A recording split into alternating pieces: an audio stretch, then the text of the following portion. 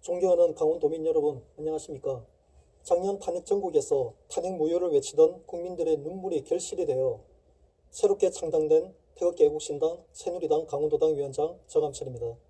저희 새누리당은 박근혜 대통령님의 조석관 석방과 정계 복귀를 위한 발판 마련을 목표로 당원이 주인된 정당으로 창당하였습니다. 이번 지방선거에 출마하는 각오는 현 문재인 정권이 추진하고 있는 대북 위장평화 공세에 온 국민이 여실히 속고 있는 실태를 더 이상 지켜볼 수만은 없어 강원도민 여러분의 무너진 안보의식을 다시 바로 세우기 위하여 횡성군의회 가선거구 기호 6번 박종윤 후보와 비례대표 강원도의회 의원 선거에 기호 10번 새누리당 진윤희 후보를 내게 되었습니다. 강원도민 여러분의 많은 지지와 격려를 부탁드립니다. 도의원 비례대표 투표용지에는 기호 10번 새누리당을 꼭 선택해 주십시오. 네, 공약 발표에 앞서 먼저 강원도민 여러분께 죄송하다는 말씀을 전합니다. 저희 태극기 애국신당 새누리당은 작년 4월 5일 창당 직후에 대통령 보궐선거에 참여했다가 선거 종료 직후에 불거진 당내 분쟁과 중앙당 창당 주역이었던 정광용 사무총장이 3.10 항쟁 폭력 집회 주최자로서의 책임을 물어 구속된 이후에 조원진 대선 후보의 분당 행위로 인해 중앙당 조직이 거의 와해되다시피 했습니다. 이번 지방선거에 전국 7개 시도당에서 유일하게 강원도당에서만 후보를 내게 되어 부득이하게 정당 공약사항을 구체적으로 정하지 못했습니다. 그래서 중앙선관위에 정당 10대 공약을 제시하지 못했고 이번 선거 비용마저 현저히 부족하여 비례 후보를 내고도 정당 공보물을 유권자 여러분께 보내지 못하는 점을 이 자리를 빌려 다시 한번 죄송하다는 말씀을 전합니다. 다만 한 가지 공약으로 제시한다면 현 문재인 정권이 국민의 양심을 철저히 기망하고 있는 실태를 드러내어 강원도민 여러분의 안보의식과 애국심을 일깨우는 것이 대표 공약입니다. 순서에 따라서 최정희님부터 주도권을 시작하십니다. 네, 새누리당 후보님께 여쭙고 싶습니다. 시간 부족과 그리고 여력 부족으로 인해서 공약을 발표 못했다고 하셨습니다. 내세우지 못했습니다. 그래서 실제로 선거관리위원회에 공약이 올라와 있지 않습니다. 그러다 보니까 실제 지금 토론하는데 이렇게 물을 수는 없는데요. 어쨌든 아까 말씀하셨던 부분이 있기 때문에 공약과 관련될 거라고 생각하고 질문합니다. 문재인 대통령이 지금 우리가 남북 회담을 통해서 평화의 그런 길을 열어가고 있는데 그 부분이 도민을 속이고 호도하고 있다라고 얘기하시는데요. 어떤 점이 그렇다는 것입니까? 네, 한 가지만 제가 먼저 말씀드리겠습니다. 지금 북한 주민들의 어떤 인권 실태라든가 지금 그런 상황에 대해서는 이제 모든 전 세계가 다 알고 있는 사실입니다. 문재인 대통령조차도 왜 그걸 모를 리가 없지 않겠습니까? 그런데도 일체 이제 그런 문제에 대해서 언급함이 없이 막연한 통일에 대한 이제 그런 기대감을 계속 국민 앞에 얘기하는 것은 한마디로 국민들로 하여금 북한의 현실, 북한 주민들이 겪고 있는 현실에 대해서 있게 만드는 그런 것이 아닌가라는 그런 우려 때문에 제가 말씀드리는 겁니다. 네. 실제로 그런 우려, 걱정 안 하셔도 된다고 생각합니다. 우리 모든 국민이 보셨다시피 화합하고 서로 지금 의의를 하여서 핵발전소 파기했습니다. 그죠? 물론 자료는 남아있지만 그런 걱정 안 하셔도 될 거라고 생각을 하고요. 그렇다면 지금 솔직히 말씀드리면 공약이 뭔지 알 수 없겠습니다. 어떤 게 공약인가요? 사실 이제 내가 갖고 있는 공약은 여러 가지가 있습니다. 공식적으로 정당 차원에서 이제 발표된 게 아니다 보니까 제가 말씀 못 드리고 있는 건데 사실 우리 지금 이제 언론 노조 같은 경우 있잖아요. 언론 노조가 있는데 언론 노조가 이제 국민 앞에 공정 방송을 이제 요청하는 이제 그런 호소를 여러 차례 했었습니다. 그런데 정작 언론 노조가 독자적인 노조가 아니라 민주노총이라는 이제 정치 집단의 어떤 산하단체로 가입되는 있다는 그 자체만으로도 사실 국민을 철저히 기망하는 그런 현실이라고 봅니다. 그래서 저희는 노동관계법을 이제 개정해서라도 최소한 이제 언론 노조와 그리고 정교조, 전국노만큼은 상위단체인 이제 민노총이나 한국노총에 가입하지 못하게 그리고 독자 노조로서 정말 독립적인 그런 이제 노조 활동을 할 수 있게끔 그런 잘못된 점을 하나씩 바로 잡아 나가는 것 그런 것들이 저희가 공약 중 하나이기도 합니다. 네, 좀 더 선명한 공약 있었으면 좋겠고요. 네. 다음은 정한철님께 지도권을 드리겠습니다.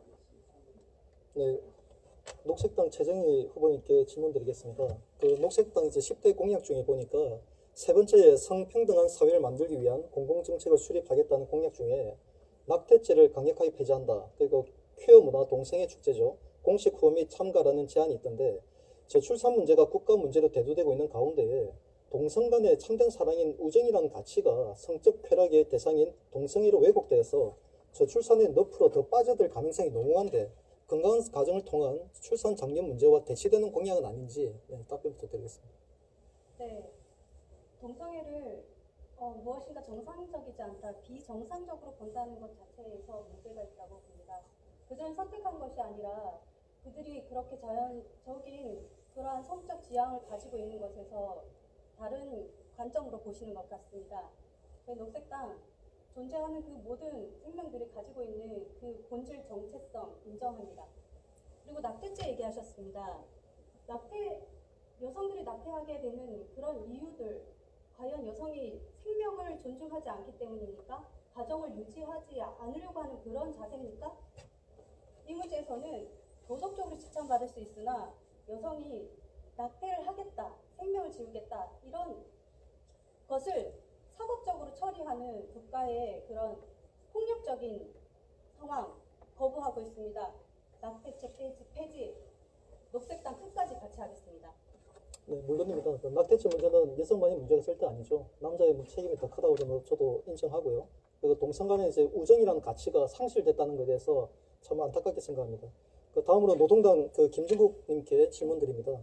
그 10대 공약 중에 5번째 최저임금 사각지대 해소와 제대로 된 최저임금 1만 원 시대 공약을 살펴보면 최저임금을 무조건 1만 원을 올리면 상식적으로 물가도 따라 올라갈 텐데 결국 그리 되면 서민들만 더 힘들어질 건 뻔하고 공약 내용에 최저임금을 올리는 만큼 물가 상승을 억제하려는 대책은 전무하더라고요.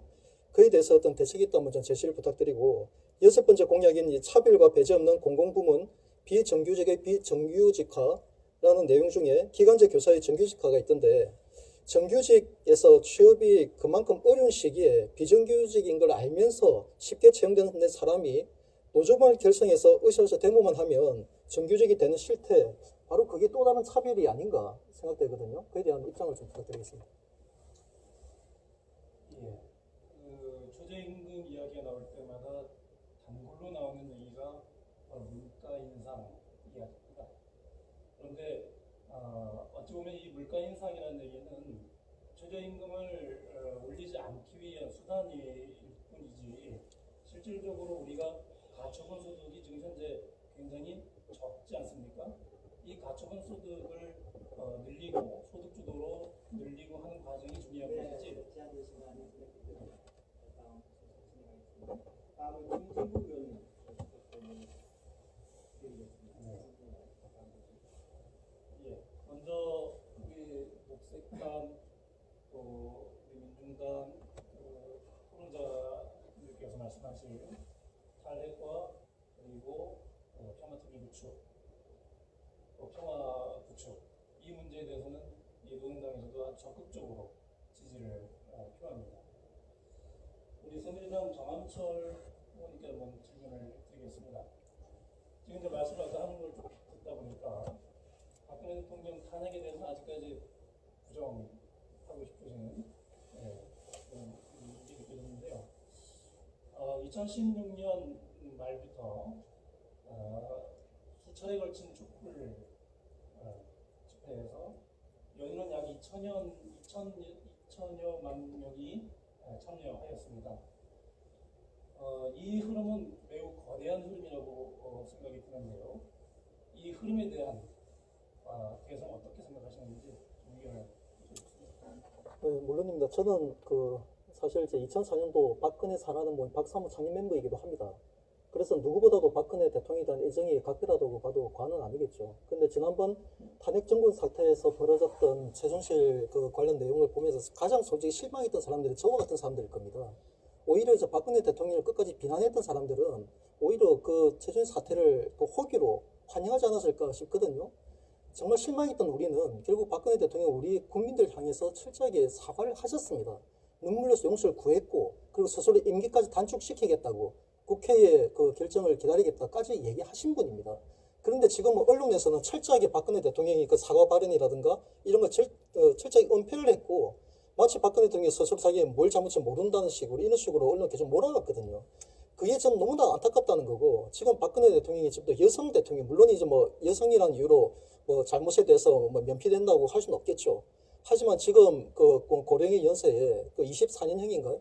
그걸 받고 지금도 이제 그 옷걸 치르고 계시는데 솔직히 지금 같은 이제 남북 대화 이런 물꼬가 터지고 남북 간에도 그동안 오랫동안 갇혀있던 이걸 터야 되는 이런 상황에서 왜 굳이 남남 갈등을 그렇게 지속적으로 유지해 나가는지 저는 오히려 문재인 대통령이 정말 그 남북 간의 이런 통일 문구를 정말 열어나갈 의지가 있다고 한다면은 오히려 전직 대통령이었던 그분들에 대한 정말 사면이라든가 정말 대국민 화합을 위한 이런 조치를 한다면 저를 비롯한 많은 국민들도 오히려 적극적으로 지지할 겁니다.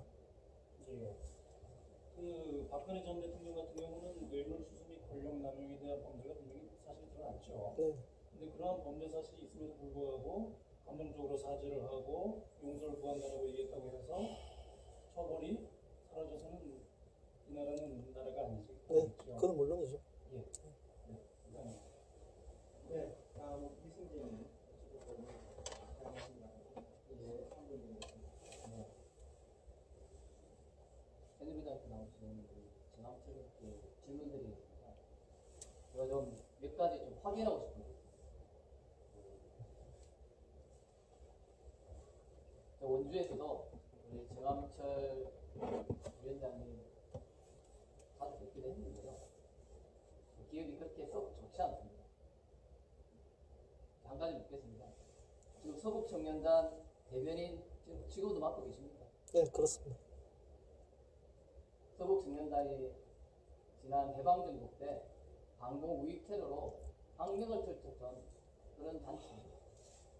이 단체를 다시 재건해서 지난 박근혜 정권 때 종북 폭력을 행사했던 이런 단체 대변인을 맡고 있다는 거, 우리 이 방송을 보고 계시는 그 강원도민 여러분들께서 새누리당에 대한 제대로 된 판단 해주시기 바랍니다. 또 한 가지 묻겠습니다. 지난 세월호 참사 때 정함철 위원장님이 원주에서 세월호 원주 천막 플랑을 훼손했습니다. 동일한 사실입니다. 그리고 서울 광화문 세월호 천막을 강제로 철거하려고 한 시도를 한 것도 언론 보도에 나와 있습니다. 그리고 공무원 노조 농성장에 게시되어 있던 플랑을 강제로 철거하는, 훼손하는 그런 행동을 했습니다. 지금도 당시에 행동이 정당했다라고 생각하십니까? 네, 말씀드리겠습니다. 일단 세월호 일본을 훼손했다고 하는 부분은 이제 사실과 다르고요. 저는 그때도 분명히 제가 밝혔고 또 공식적으로 또 사진도 다 공개했다시피 세월호 일본을 깔끔하게 정리를 해서 원주시청에다가 갖다 줬습니다. 잘 보관하라고. 그런 뜻이었고 세월호 유가족들을 더 이상 정치적인 그런 이제 선전 도구로 이용해서는 안 된다는 게 이제 근본적인 생각이었습니다. 그래서 저는 세월호 유가족과도 직접 만나서 대면도 했고 그분들에게 대안도 제시를 했고 그분들도 수용도 하셨어요. 그렇게 저도 많은 노력을 해왔던 부분이 있다는 걸 말씀드리고 싶고 서북 청년단에 대해서는 사실 저 지금 현재 제가 구국 결사대장도 같이 맡고 있습니다. 근데 너무나 안타까운 게 우리 대한민국 근현대사가 너무나 심각하게 왜곡되어 있습니다. 너무 그 좌편향적인 일방적인 그 왜곡된 정보들만 우리 아이들에게 이제 주입되다시피 되다 보니까 서북 청년은 마치 테러 집단으로 그 모사하고 있는데 절대 그렇지 않습니다. 정말 역사를 제대로 알고 그때 시대 상황을 정확하게 조명을 한다면 정말 존경받아야 될 분이 바로 서북 청년단 과거 선배들이었고 대한민국 건국의 1등 공신이었고 절대 잊어서는 안 되는 그런 분이라고 저는 생각합니다. 현재 여당을 비롯한 대표 야당에서는 국민 혈세만 낭비하는 실효성 없는 정책들을 남발하고 있습니다. 그러나 저희 새누리당에서는 저출산 고령화로 인한 인구 감소 문제에 대하여 근본적인 대책을 제시하고자 합니다.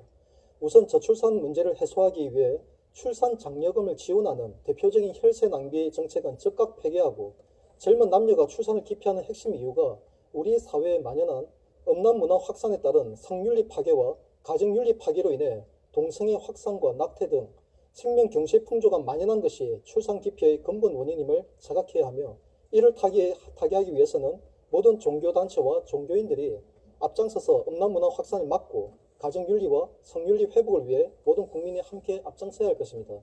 그리고 강원도민 복지에 대한 문제는 통일 문제가 가시화되고 있는 시점에서 근본적인 제고와 범도민적인 협조가 필요합니다. 통일 이후의 비용과 상황을 감안한다면 현재 무분별한 혈세 낭비 성격의 복지 정책은 과감하게 해지되어야 할 것입니다. 순서에 따라서 김진국님부터 새누리당 정한철 후보님께 질문을 하고 싶습니다. 조금 전에 말씀드렸던 그 저출산 대책에 관련한 질문인데요. 지난 이명박 박근혜 정부를 포함한 지난 12년간 저출산 대책으로 혹시 투여된 예산이 얼마 정도 되는지 아시는지요? 아니, 확인 못했습니다. 정확히 126조 원이 투여됐습니다. 1년에 10조 가까운 예산이 투여가 됐는데, 아까도 말씀하셨지만 그 지난 12년간의 예산 투여와 대책들은 실효성이 없는 대책이라고 말씀하셨습니다. 네. 읽어주세요.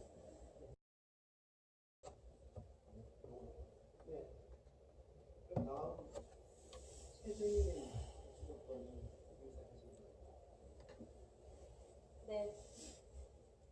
새누리당 후보님께, 후보가 아니라 대감자님이시죠? 네, 여쭙고 싶습니다. 지금 계속 말씀하시는 게, 여성은 생명을 존중하지 않고 낙태를 한다. 또 젊은이들은 문란한 성생활을 한다라고 얘기하고 있습니다. 그러한 근거는 어디에서 오는 것입니까? 사실 우리가 조금만 주위를 돌아보면은 정말 심각합니다. 사실 그거는 뭐 방송에서 이제 말씀드리기 그렇기도 하지만 저도 사실 예외는 아닙니다. 이 음란 문화가 지금 우리 사회 청소년들까지도 무분별하게 이제 확산이 되다 보니까 아이들 성에 대한 관념이 심각하게 무너져 있어요. 아까 말씀드렸지만 그 여성의 어떤 낙태 문제 절대 여성만 책임이 아니죠. 남자의 책임이 더 큽니다. 그러니까 이 그 남녀 간의 어떤 성윤리라든가 어떤 가정윤리가 무너지다 보니까 한낱 이제 이런 그 어떤 그 쾌락에 그런 집중이 되다 보니까 이건 낙태 문제도 발생하게 되고, 그로 인한 어떤 저출산 문제도 발생하게 되고, 이건 사회 근본적인 문제거든요. 그래서 많은 지금 요즘 뭐 미투 운동도 많이 벌어지고 있잖아요. 이것도 사실 뭐 법관이라고 예외가 있습니까? 이건 우리 사회 모두가 모든 구성원들이 함께 노력을 해가지고 우리 사회에 정말 무너져 있는 성윤리라든가 가정윤리를 우리가 회복시키지 않으면은 근본적인 문제가 저는 해결이 안 된다고 봅니다. 그렇다면 새누리당에서는 그러한 문제들이 실제로는 개인의 도덕적인 문제들이 크다라고 보시는 거네요. 그러니까 사회적 구조에서는 그럼 성윤리 하나에만 꽂혀서 얘기를 하시는 겁니다. 그죠? 아니죠. 그 개인의 어떤 도덕적인 기준으로 보기에는 지금 사실은 우리가 정책상에도 여러 가지 정말 문제가 많아요. 이게 뭐 여러 가지 그 뭐라고 뭐 집장촌이라죠. 집장촌을 뭐 폐지한다는 이런 얘기를 많이 하면서 정작에 지금은 알다시피 뭐 휴대폰이라든가 어떤 이런 이제 그 뭐 사이버 시대가 되다 보니까 그 과거에는 정말 이제 부끄러움을 알면서 이제 찾아가던 이런 행위가 지금은 무분별하게 그 가정까지 침투해 돼 있고, 그런 과정들 쉽게 말하면 거대 통신사라든가 거기서 뭐 새로운 포주 역할이죠. 거기서 통신 요금을 대납해주면서 이제 많은 이제 국민들로 하여금 노출되다 보니까 이게 단순한 어떤 개인의 도덕적인 문제가 벗어나고 우리 사회적인 근본적인 문제라고 저는 봅니다. 물론 우리나라뿐만이 아니라 전 세계적인 문제이기도 하겠죠. 알겠습니다. 네, 다음 정학철님 네. 저는 그 민중당 이성재 대표님께 질문하고 싶습니다. 저는 그 민주주의 사회는 보수와 진보 진영의 가치가 균형을 이룰 때 건강한 민주 사회가 유지될 수 있다고 생각합니다. 그런데 그 진보와 보수 진영이 경제관이나 사회관에서 보면은 모든 분야에서 이제 각자의 몫을 감당하고 있습니다. 그런데 유독 대북 관계나 통일 관계에서만큼은 보수와 진보 진영이 서로 뒤바뀌어 있습니다. 이건 정말 심각한 문제라고 보는데요. 먼저 이제 사실은 이제 그 북한 문제만 하더라도 북한 경제 개발이나 이거 모든 게 다 통일 비용이거든요. 북한 경제 개발이나 북한 주민들 먹고 사는 문제에 대해서는 솔직히 경험이 있는 새마을 운동으로 한강 기적을 일으켰던 경험이 있는 보수 진영에서 구체적인 대안을 제시하고 해야 되는 게 원래 정상적입니다. 그런데 우리 반면에 또 북한의 인권이라든가 북한 민주화 문제, 북한 3대 독재 심각하잖아요. 박정희 대통령의 독재에 대해서 그렇게 비난하던 이제 많은 진보 진영 그 관계자들이 유독 이제 김정은의 어떤 3대 독재 체제에 대해서는 한마디도 비난하는 걸 못 봤습니다. 이런 측면에서 본다면 먼저 물론 이제 저희 새누리당은 보수 진영이 북한과 관련해 대북 관계에 있어서 정말 우리가 할 수 있는 일, 전문적 할 수 있는 일을 하게끔 제가 여론화 만들어 갈 테니 민중당이 그래도 이 진보 진영 대표적인 정당에서 보기 때문에 거기서 북한 인권 문제와 북한 민주화 운동 문제에 대해서 좀 적극적으로 나설 그런 의향은 없으신지 좀 답변 좀 부탁드리겠습니다. 그동안 제2민주당, 민주노동당, 통합진보당 18년 동안 진보정당 활동 중에 가장 또 남북하여 협력을 위해서 가장 많이 했던 정당입니다. 이번에 양승태 대법원장이 지난 박근혜 정권 때 정권과 결탁해서 통합진보당을 강제로 해산시키는데 야합했던 그런 사실까지는 밝히지 못했습니다. 그래서 이만큼 저희 통합진보당, 민주노동당 이어가는 민중당이 평화통일의 문제에 있어서 그 어느 정당보다도 열심히 활동했기 때문에 그만한 분단의 피해자로서 많은 고통을 겪었다고 생각합니다. 이북의 문제는 저는 남북관계 특수함에 있다고 생각합니다. 그래서 이북의 인권의 문제 그리고 미국의 3대 세습의 문제 이런 문제에 대해서는 우리가 정당으로서 공당답게 조심스럽게 접근해야 된다고 생각합니다.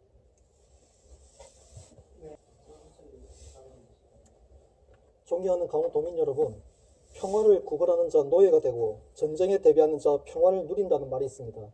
지금의 대한민국은 망국의 위기에 처해 있습니다. 온갖 거짓과 불의가 판을 치는 나라의 미래는 없습니다. 공정 보도를 하겠다며 국민 앞에 눈물로 호소했던 언론 노조가 특정 정치 집단인 민주노총 하수인에 자처하면서도 언론인의 양심에 부끄럼조차 없는 대한민국 언론 실태에 개탄하지 않을 수 없습니다. 언론 노조와 정교조, 법원 노조를 포함한 전공노, 공무원 노조만큼은 노동관계법을 반드시 개정시켜 상회단체인 민노총이나 한국노총에 가입을 불허하고 독자 노조로 활동할 수 있도록 해야 할 것입니다. 이번 6.13 지방선거에서 문재인 정부의 철저한 거짓 선동과 기망이 쏘가 묻지마 선거로 민주당 후보에 몰표를 준다면 우리나라의 미래는 암담할 것입니다. 현 문재인 정부가 더 이상 국민을 기망하지 않도록 남북 화해에 앞서 남남 갈등부터 먼저 해소하는 일에 앞장설 수 있도록 이번 지방선거를 통해 강원도민 여러분께서 충분히 견제해 주시길 부탁드리겠습니다. 감사합니다.